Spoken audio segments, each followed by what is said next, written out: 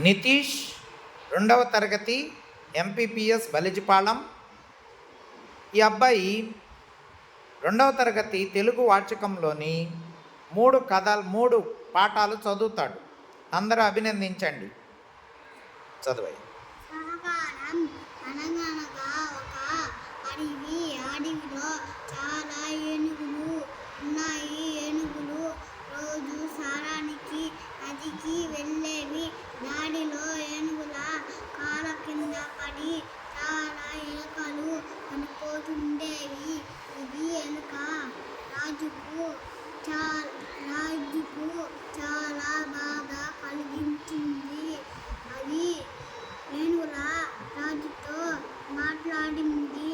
మమ్మల్ని తొక్కకుండా జాగ్రత్తగా వెళ్ళండి అంది.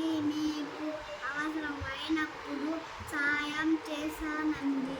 ఒకరోజు ఏనుగులు నదికి స్నానానికి వెళ్తున్నాయి. అనుకోకుండా అవి వలలో చిక్కుకున్నాయి. ఏనుగుల రాజుతో సహాయం కోసం పెద్దగా అరిచింది. ఎలుకరాజు వచ్చి చూసింది. ఎలుకలకు రాజు తన పరివారాన్ని పిలుచుకుని వచ్చేసింది. ఎలుకలన్నీ కలిసి వాళ్ళను కొరికేశాయి. ఏనుగుల రాజుతో ఎలుకలకు ధన్యవాదాలు చెప్పింది. Very good. 2వ పాఠం.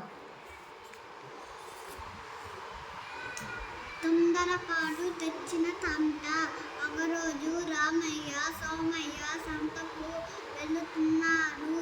అలసిపోయి ఒక చెట్టు కింద కూర్చున్నారు. పాయసం చేయడానికి ఏమేమి కావాలో అని అడిగాడు. సోమయ్య ఏమేమి కావాలో చెప్పాడు. రామయ్య ఇదంతా చెట్టు మీదున్న పిట్టలు ఉన్నాయి. పిట్టలు కూడా పాయసం చేసుకోవాలనుకున్నాయి. అవి కూడా సంతకు వెళ్ళాయి. కావాల్సిన బెల్లం, రవ్వ, పాలు, నెయ్యి, ద్రాక్ష, జీడిపప్పు తెచ్చుకున్నాయి. చెట్టు కింద పిట్టలు పాయసం చేయడం మొదలు పెట్టాయి. పాయసం కుత ఉడుకుతుంది. గుమగుమ వాసన వస్తుంది. పాయసం వాసనకు పిట్టలకు నోరూరుతుంది. ఒక పిట్టకు పాయసం రుచి చూడాలని చాలా కోరిక కలిగింది. రెండో పిట్ట వాడిస్తున్నా వినకుండా పాయసాన్ని ముక్కుతో పీల్చింది. ఇంకేముంది, పిట్ట మూతి కాలింది. Very good. 3వ పాఠం. కొంగ సాయం. అడవిలోని జంతువులకు డాక్టర్ కోతి వైద్యం చేసేది. కోతి వైద్యం అంటే అడవిలోని జంతువులకు చాలా నమ్మకం. ఒకరోజు కొంగకు ముళ్ళ కంచె తగిలింది.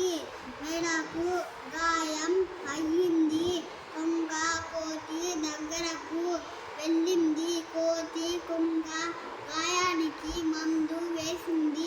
కొంత కాలానికి కొంగకు గాయం నయమయ్యింది. ఒకరోజు డాక్టర్ కోతి ఆసుపత్రికి వస్తుంది. దారిలో కాలికి గుచ్చుకుంది. నొప్పితో బాధపడుతున్న కోతిని కొంగ చూసింది. కోతి కాలికి గుచ్చుకున్న ముళ్ళును కొంగ తన పొడవైన ముక్కుతో లాగేసింది. కోతికి నొప్పి తగ్గింది. సంతోషపడింది. Very good. ఈరోజు ప్రైవేట్ స్కూళ్ళలో చదివే విద్యార్థులు పెద్ద క్లాసులకు వచ్చిన తర్వాత కూడా తెలుగు చదవడానికి ఇబ్బంది పడుతున్నారు. మా పాఠశాలలో ఈ అబ్బాయి 2వ తరగతి మాత్రమే చదువుతున్నాడు. ఎంత అనర్గళంగా చదువుతున్నాడో చూడండి. ఒకసారి అందరూ అభినందించండి.